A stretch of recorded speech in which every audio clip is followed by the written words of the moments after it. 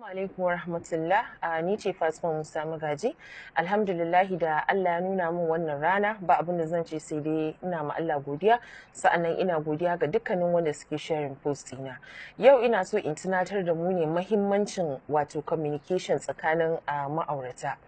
Wato mu yi ƙoƙari mu rika isar da saƙo, wato mu rika nuna mu juna idan akwai matsala ne, mu ja hankalin juna, mu nuna mu juna cewa akwai matsala. Idan kuma abu ne da aka yi na godiya, a rika nuna mu juna, wato an yi appreciating wannan abin, a rika godiya.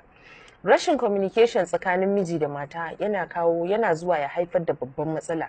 Sai ka ga mace ce ta tara laifuffukan da miji yake mata, ta yi ta fushi da sauransu, shi ma miji ya ta tara laifuffukan da mace ke masa, sai lokaci ɗaya shine sai ka ga an samu matsala, wato na saki.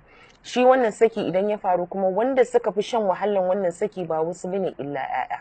Don Allah ina kira ga ma'aurata, idan har akwai matsala tsakaninki da ke da mijinki, ki kokari ki jawo hankalinsa ta hanyar da akwai girmamawa, yadda zai fahimci me kike nufi. Kai kuma mai gida, don Allah don Annabi ina roƙonka, kai kokari idan ka lura da wasu halaye da ake maka na wanda ba shi ba, ila ana son a jawo hankalinka ne, ka kira ta, ku zauna, ka saukar da kanka, ka fahimci me take nufi. Don Allah don Annabi, idan ba mun yi establishing a good relationship tsakaninmu da juna ba, to dole za a rika samun matsala. Shine sai kaga ita ma ta samu wani guri can, ko kawayenta ko wasu abubuwa, nan ne take zuwa ta sake ta faɗi problems ɗinta. Shi ma miji kaga ya samu wani guri daban, nan yake zuwa ya faɗi problems ɗin shi. To ina amfani? Ku ne ɗaya, amma daban wanda kuke gaya ma juna matsalolin ku. Dan Allah ina kira ga ma'aurata da mu yi haƙuri da juna. Idan akwai matsala tsakaninmu, mu haɗu, mu zauna, mu tattauna, sannan mu nemi mafita. Ya kamata mu sani cewa wannan aure ibada ne. Akwai da yawa da mazan da matan, akwai wanda su suna neman su samu su yi auren, Allah bai ba su iko ba. Saboda haka don Allah mu sani, shi wannan matsala ta aure idan muka duba, shine mafarin duk wata matsala, wato social issues da muke da shi.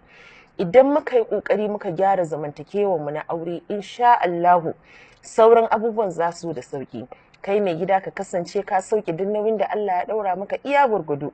Wanda ba za ka iya yi ba, kai kokari ka fahimtar da iyalinka cewa ba ƙaƙi ba ne, amma kana kokarin kai. Ke kuma matar gida, ki yi haƙuri, ki fahimci mai gidanki, ke ma ki kokari ki sauke duk naki nauyi, kuma ki ta masa addu'a.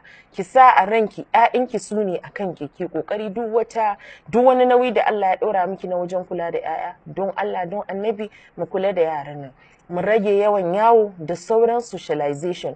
Mata na sani, kamar da nake faɗi kullum, muna son harka na sharholiya. Don Allah mu sani cewa 'ya'yan nan su ne the most important. Wallahi negative forces suna nan da yawa fiye da inda muke tunani. Suna ƙoƙarin su ga sun janye 'ya'yanmu daga hanyar da ya fi dacewa. Muna da aiki ja sosai ƙwarai da gaske a gabanmu. Don Allah, tarbiyyar 'ya'ya ya zama shine babban abin da ke kanmu. Mu nuna musu tsoron Allah, wanda shine komai, sannan mu ba su tarbiyyar da duk inda suka je za su iya zama. Kada mu manta, mutum fa da halinsa yake zama. Don Allah ina kira ga ma'aurata, don Allah duk problems ɗin da muke da shi da juna, mu yi haƙuri, mu zauna, mu tattauna. In ma ke da abokiyar zamanki ne, in ma ke da mijinki ne, duk a haɗu a zauna, don Allah a roƙi Allah ya bada mafitan waɗannan matsaloli. Don Allah jama'a, wannan matsala da muke samu yana da yawa ƙwarai da gaske, musamman a wannan ɓangare na ƙasar nan. Mu yi ƙoƙari mu gyara duk wata matsala da ke faruwa a gidajenmu. Allah ya taimake mu, Allah ya ba mu sa'a. Assalamu alaikum.